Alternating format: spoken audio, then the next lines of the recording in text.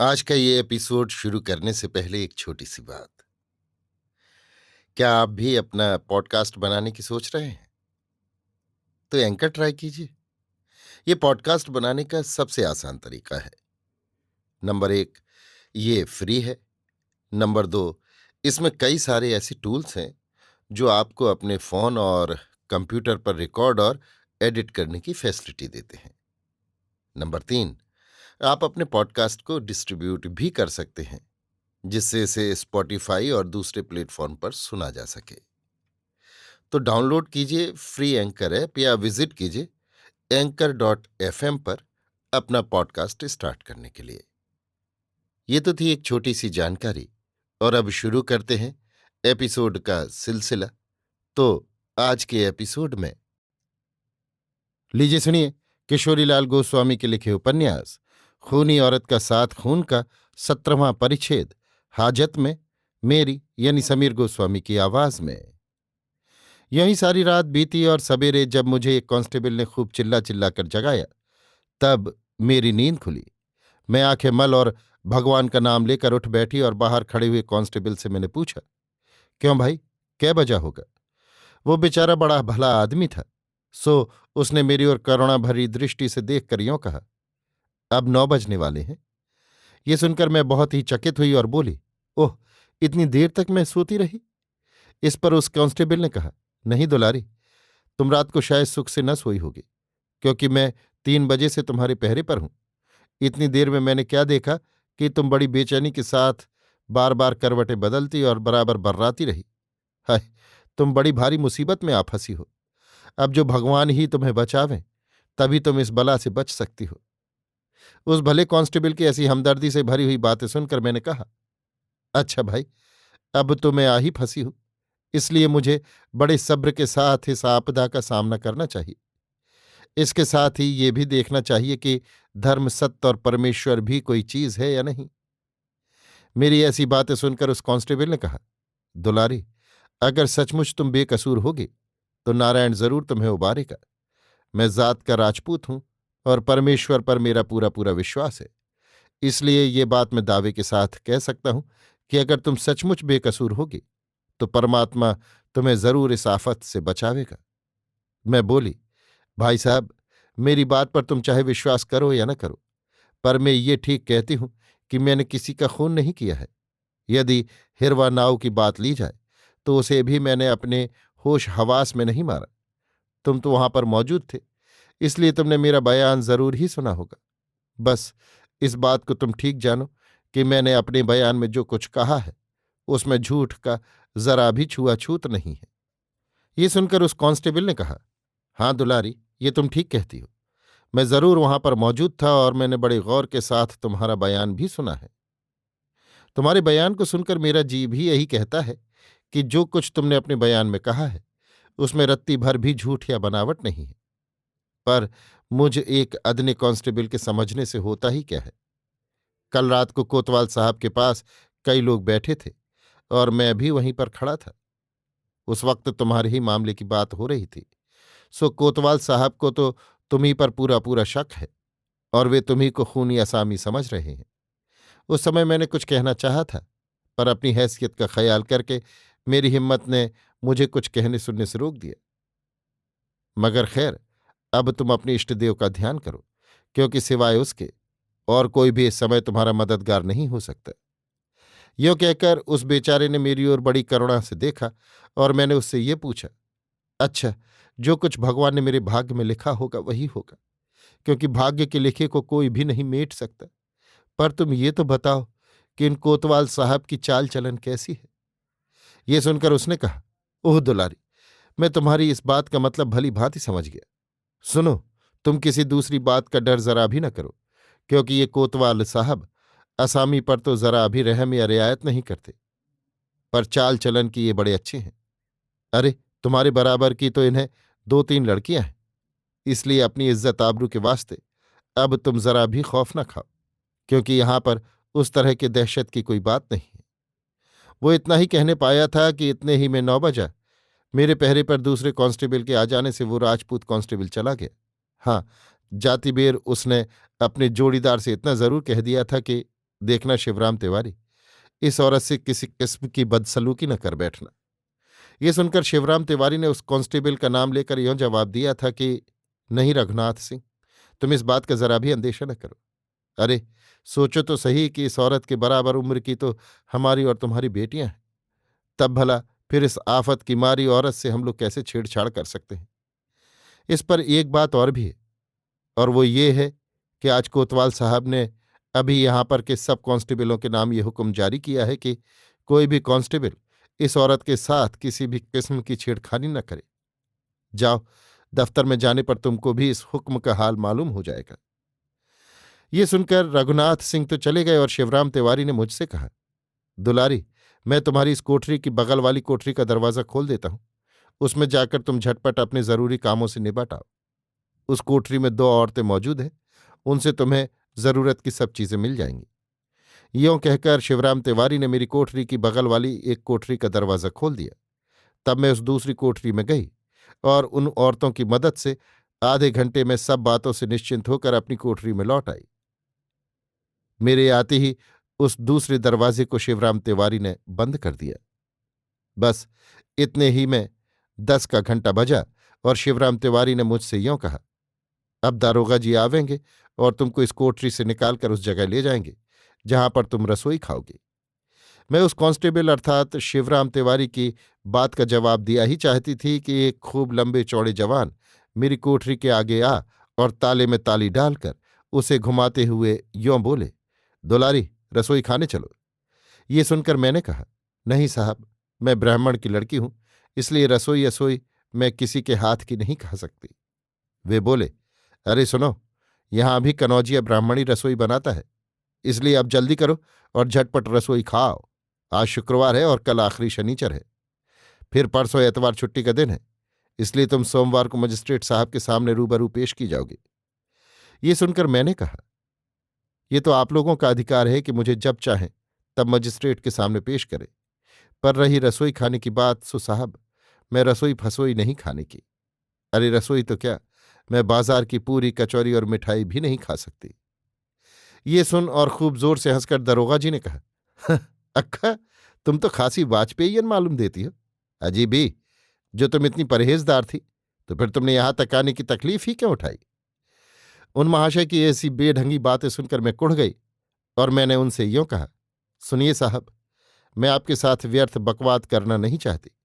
सो यदि आपको मुझे कुछ खाने पीने को देना हो तो बिना मीठे का सेर भर कच्चा दूध मंगवा दें, और जो ना देना हो तो वैसा कहें, क्योंकि मैं इस जगह रहकर सिवा दूध के और कुछ भी खाने की चीज नहीं छूऊंगी। मेरी बात सुन और ताले में से ताली निकालकर वे तो भुनभुनाते हुए चले गए और मैंने शिवराम तिवारी से पूछा, क्या यही दरोगा जी हैं? इस पर उसने हाँ कहकर यों कहा, दुलारी, तो क्या तुम सिवा दूध के और कुछ भी न खाओगी पियोगी? मैं बोली, नहीं भाई, अब जब तक मैं इस आफत से छुटकारा न पाऊंगी तब तक सिवा दूध के दूसरी कोई भी चीज नहीं खाऊंगी। हाँ, पानी के लिए लाचारी है। इस पर उसने कहा, लेकिन दूध का मिलना तो कठिन है। मैं बोली, अच्छा, खाली पानी तो मिलेगा? वो कहने लगा, भला सिर्फ पानी पीकर कै दिन तक रह सकोगे? मैं बोली, जब तक दम में दम है तब तक मैं केवल जल पीकर भी रह सकती हूं। क्या तुम ब्राह्मण होकर ये बात अपने जी से नहीं समझ सकते कि ये स्थान मेरे खाने पीने लायक नहीं है? इस पर वो बेचारा कुछ कहना ही चाहता था कि इतने ही में उन दारोगा जी के साथ खुद कोतवाल साहब आ गए और उन्होंने बड़े क्रोध के साथ मुझसे यों कहा, दुलारी, अगर तुम्हें रसोई खाना हो तो फौरन दारोगा जी के साथ चौके में जाकर रसोई खाओ, और जो ना खाना हो तो भूखी रहो। यहां कोई ब्रह्मभोज या एकादशी का सदा व्रत नहीं है कि तुम्हें दूध या फलाहार दिया जाएगा। इस पर मैंने भी कुछ कुरुक होकर यों कहा, जी अच्छा, मुझे कुछ न चाहिए, क्योंकि मैं संतोष के साथ केवल जल पीकर ही अपना पेट भर लूंगी। क्यों साहब, खाली जल तो मिलेगा ना? इस पर कोतवाल साहब ने यों कहा, नहीं, अगर तुम रसोई न खाओगी तो खाली पेट भरने के लिए पानी भी नहीं दिया जाएगा। मैंने भी इसका मुंह तोड़ यों जवाब दिया, तो अच्छी बात है, मैं निर्जल व्रत भी रख सकती हूं। सुनिए कोतवाल साहब, आप मुसलमान हैं, इसलिए हिंदुओं के व्रतोपवास की बात आप क्या समझेंगे? सुनिए और याद रखिए कि हिंदुओं, विशेषकर ब्राह्मणों के घर की स्त्रियां 40-40 उपवास तक रख सकती हैं, और उन उपवास के दिनों में वे जल की एक बूंद भी नहीं छूती। तो बस तुम भी निर्जल व्रत रखो। यों कहकर कोतवाल साहब दारोगा जी के साथ बड़बड़ाते हुए चले गए और उनके चले जाने के कुछ देर बाद धीरे धीरे शिवराम तिवारी ने मुझसे यों कहा, शाबाश दुलारी, आज तुमने ब्राह्मण कुल की खूब ही लाज रखी। आह, मैं भी कुलीन ब्राह्मण हूं, पर इस पेट चंडाल के मारे मेरा सारा ब्राह्मण पने का आचार विचार जाता रहा। पर एक तुम धन्य हो कि इस आफत में फंसकर भी अपनी कुल मर्यादा की टेक निभाने के लिए दृढ़ता से तैयार हो। धन्य हो, तुम धन्य हो, और तुम्हारा साहस भी धन्य है। बड़े नेक कांस्टेबल शिवराम तिवारी की ऐसी बातें सुनकर मेरा रोम रोम प्रसन्न हो गया और मैंने उनसे कहा, भाई साहब, विपत्ति में धीरज धरना ही तो इस विपत्ति से बाजी जीतना है। इसलिए मैं बड़े धैर्य के साथ इस विपत्ति का सामना करने के लिए तैयार हूं। वे कहने लगे, तुम्हें ऐसा ही करना चाहिए। अस्तु सुनो, मैं समझता हूं कि तुम्हें दूध दूध कोई भी न देगा, इसलिए यदि तुम कहो तो मैं तुम्हें चुपचाप दूध ला दूं। मैं बोली, नहीं भाई, मैं ऐसी चोरी का दान नहीं लिया चाहती। यदि मेरे पास पैसे होते तो मैं उन्हें देकर तुमसे जरूर चुपचाप दूध मंगवा लेती, पर मेरे पास तो इस समय एक फूटी कौड़ी भी नहीं है, इसलिए तुम्हारा ये गुप्त दान मैं किसी तरह भी नहीं लिया चाहती। ये सुनकर शिवराम तिवारी चुप हो गए और मैं उसी संसत घर में बैठी बैठी अपने दुर्भाग्य को कोसने लगी। उस समय तरह तरह के ख्याल मेरे मन में उठते और धीरे धीरे बिलाते जाते थे। मैंने सोचा कि मेरा एक दिन तो वो था जब मेरे माता पिता जीते थे, और एक दिन ये है कि साथ साथ खून के अपराध में पकड़ी जाकर मैं इस काल कोठरी में बंद की गई हूं। बस देर तक मैं इसी बात पर रोती कलपती रही। इसके बाद जब पिता माता के लाड़ चाव का ध्यान मुझे हो आया, तब तो मेरा हिया ऐसे जोर से धड़कने और फटने लगा कि उसका हाल मैं किसी तरह भी अब नहीं कह सकती।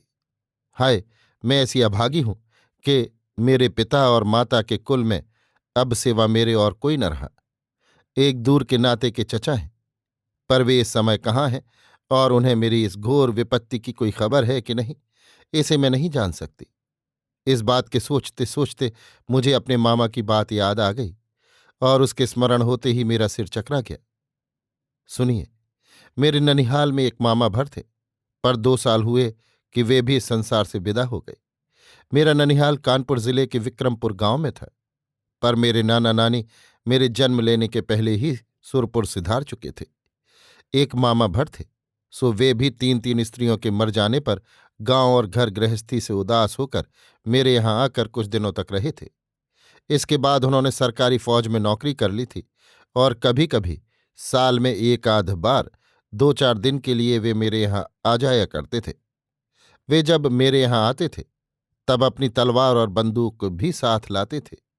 बस इसी समय में मैंने अपने मामा से तलवार और बंदूक चलाना सीखा था। यदि मुझे बंदूक चलानी न आती तो मैं उस समय दियानत हुसैन आदि 6 कांस्टेबलों को बंदूक दिखलाकर डराती ही कैसे। यहां पर इतना और भी सुन लीजिए कि यदि उस रात को मुझे कोई कांस्टेबल छेड़ता तो या तो मैं उसे ही गोली मार देती या आप ही अपने कलेजे में गोली मारकर मर जाती, क्योंकि मैं ऐसा समझती हूं कि स्त्रियों के लिए अपमानित होने की अपेक्षा मर जाना करोड़ गुना अच्छा है। अस्तु, बस इसी तरह के बहुतेरे ख्यालों में कितनी देर तक मैं उलझी रही ये तो अब मुझे नहीं याद है, पर इतना जरूर स्मरण है कि मैं उन्हीं ख्यालों में देर तक डूबती उतराती रही। इसके बाद कब मैं लुढ़क कर नींद में बेसुध हो गई, इसकी मुझे सुधि नहीं है। यों ही दोपहर की सोई सोई में रात के 9 बजे तक बेखबर पड़ी रही। फिर जब रघुनाथ सिंह कांस्टेबल ने मुझे जगाया तब कहीं मेरी नींद खुली, और तभी उनकी जबानी मुझे ये मालूम हुआ कि रात 9 बजे के ऊपर पहुंच चुकी है। भली भांति जब मेरी नींद की खुमारी दूर हो गई और मैं उठकर मजे में बैठ गई, तब रघुनाथ सिंह ने मुझसे यों कहा, दुलारी, शिवराम तिवारी की जबानी मुझे ये मालूम हुआ है कि आज तुमने कुछ भी नहीं खाया पिया है। अरे, इतना हठ तुम क्यों करती हो? ये तो कोतवाली है, सो यहां पर आकर और फिर यहां से जेल के अंदर जाकर सभी जाति के लोग रसोई खाते हैं। फिर तुम इस कायदे से कैसे बरी हो सकती हो? मगर खैर, तुम्हारे जो जी में आवे सो करना, लेकिन इस वक्त अगर तुम मंजूर करो तो मैं तुम्हें दूध ला दूं। इस पर मैंने यों कहा, सुनो भाई, जबकि थाने के अफसर को ही इस बात का कोई ख्याल नहीं है कि उनका कोई कैदी भूखा प्यासा है, तो तुम इतनी मगज पच्ची क्यों कर रहे हो?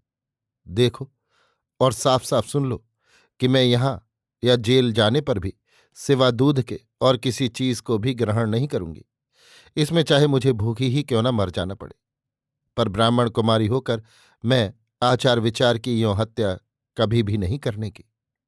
ये सुनकर उन्होंने कहा, अच्छी बात है, तुम्हारे जो जी में आवे सो करना, पर इस समय तो तुम थोड़ा सा दूध पी लो।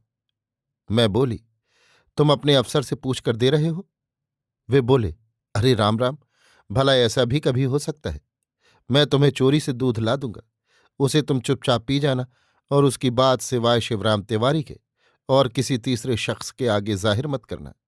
मैं बोली, तो बस भाई, अब तुम दया करके ऐसी बातों को बंद करो, क्योंकि मैं चोरी का काम करके अपने ईमान में बट्टा नहीं लगाना चाहती। मेरी ऐसी बात सुनकर बेचारे रघुनाथ सिंह बहुत ही पछताने और हर तरह से मुझे समझाने लगे, पर जब मैं किसी तरह भी न मानी तब उन्होंने यों कहा, अच्छा, पर थोड़ा सा पानी तो पी लो। ये सुनकर मैंने कहा, हाँ, पानी पीने में कोई हर्ज नहीं है, पर उसे मैं पी क्यों कर सकूंगी? उन्होंने कहा, मैं एक केले के पत्ते में धार बांधकर बाहर से पानी दूंगा, तुम अंजलि लगाकर पी लेना। यों कहकर वे एक लोटा जल ले आए।